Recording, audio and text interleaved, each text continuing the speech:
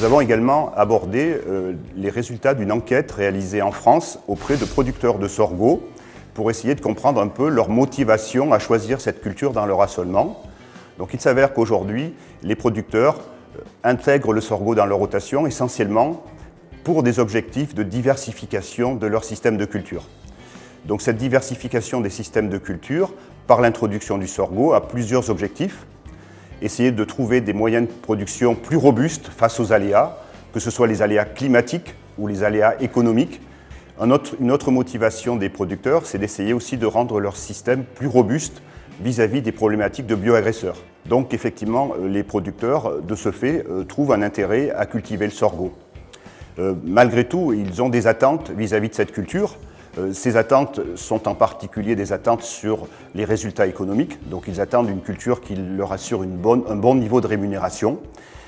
Ils attendent aussi de la part du progrès génétique, donc des variétés un peu plus robustes, des variétés qui soient plus à même d'être plus robustes vis-à-vis des aléas climatiques, que ce soit des aléas vis-à-vis de la température. Le sorgho est réputé pour sa capacité à mieux résister aux fortes températures.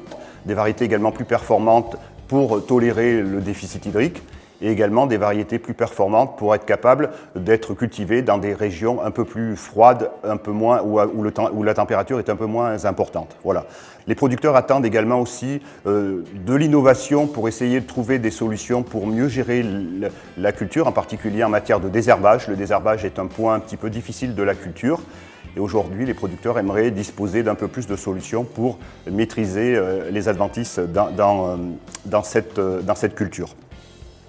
On est également dans une situation où effectivement il y a une volonté d'assurer la rémunération, d'assurer la rentabilité de la culture.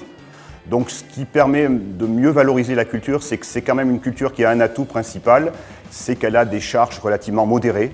Donc le sorgho se cultive de façon assez économique par rapport à ce qui peut exister sur d'autres cultures.